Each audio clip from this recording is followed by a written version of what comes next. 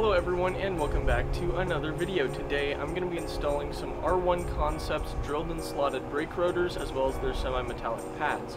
Overall this should help resist brake fade, improve stopping power, and it'll just replace my worn out brake components.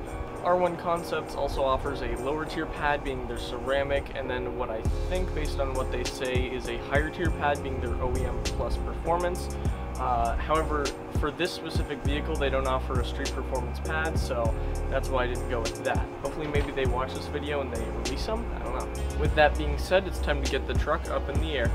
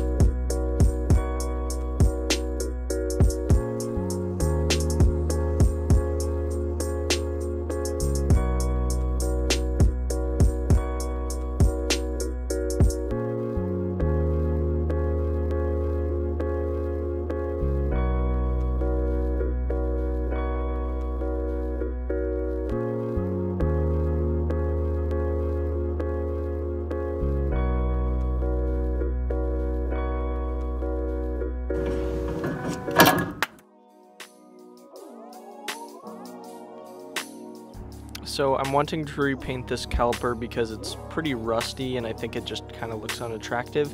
So what I'm going to do is I'm going to use a wire brush, then I'm going to hit it with some sandpaper, and then I'm going to use some high heat spray paint and then spray paint it.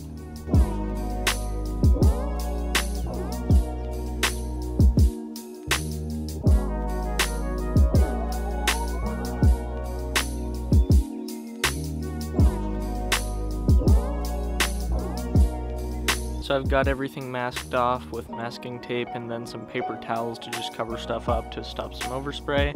Now I'm going to use some semi-gloss black spray paint that's high heat, of course, because it's brake components. They'll probably get hot at some point, so better to be safe than sorry. So I'm going to spray it, and it should be good to put the new rotor on and the new pads in.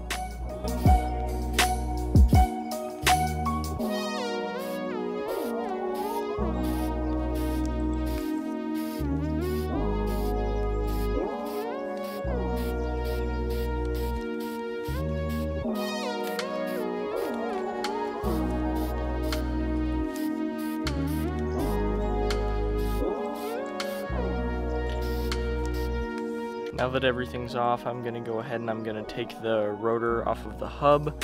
Then I'm going to show you a comparison between the old rotor and the new rotor.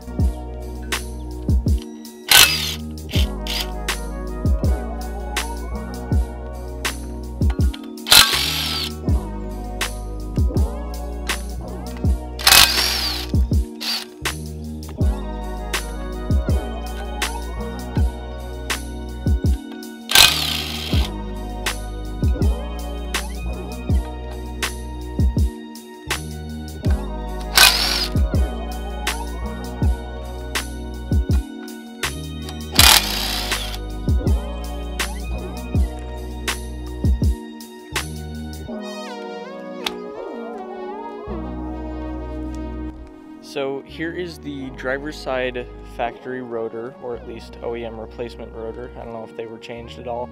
I would assume that they were.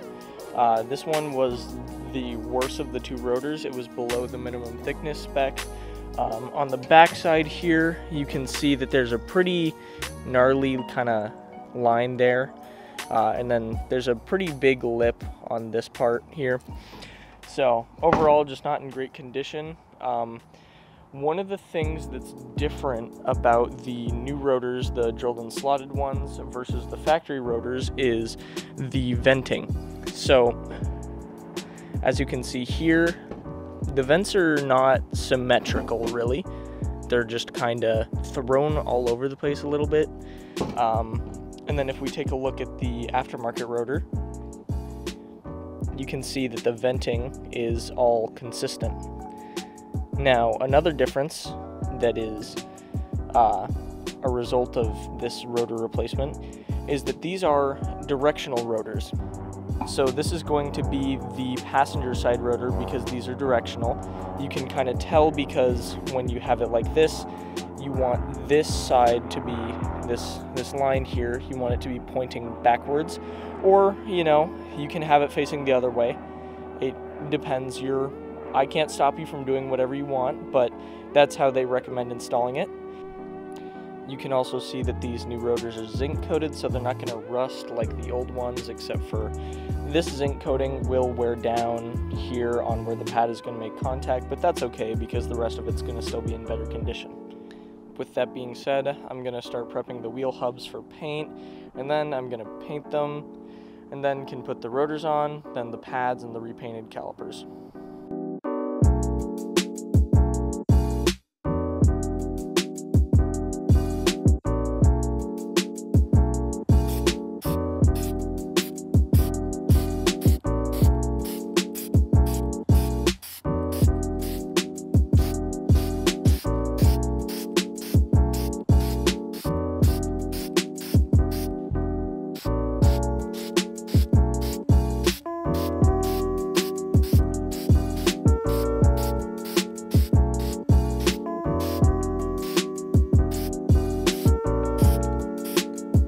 Now it's time to bolt the rotor to the hub. Again, you want to make sure that because these are directional, unlike your stock rotors, that you're having it facing the correct way. So what you want to do is you want to have that vane there pointing so that it's to the back of the car.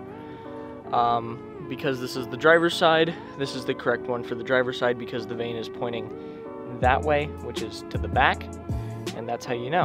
And so now it's just time to flip this over on there, bolt it down, and then we're good to go.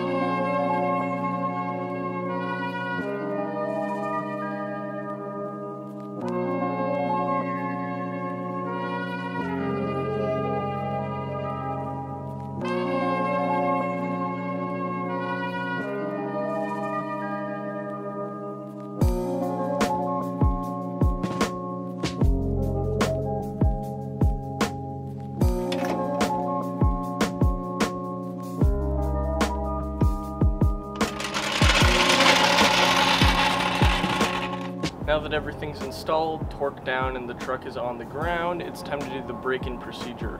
One thing I will say is I'm not super keen on R1 Concepts' recommended procedure, which is to just drive normally for about 500 miles. And so what I'm going to do is I'm going to find Power Stop's break-in procedure for their brakes, and then I'm going to follow that. And then probably do the R1 Concepts thing where I just drive normally for 500 miles. Don't want to push the car too hard on brand new brakes really. So I'm going to go ahead and go do that. So I just finished doing the break-in procedure, and let me say that the brakes absolutely bite. I mean, it's night and day difference between how they were. Obviously I wasn't able to do a comparison, unfortunately, but if I could, the difference would be staggering.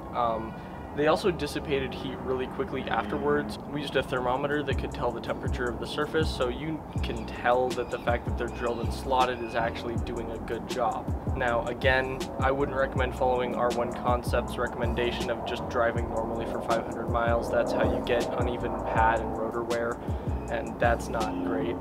So I would recommend using Power Stop's guide for drilled and slotted rotors if you use these. I'm going to leave a link in the description and pinned comment to this specific kit, and also the other kits that R1 Concepts offered for their drilled and slotted rotors. So that's their ceramic, their semi-metallic, and their OEP pads. And that's going to be all for this video. Thank you for watching, I hope you enjoyed, and I will see you in the next one. Goodbye.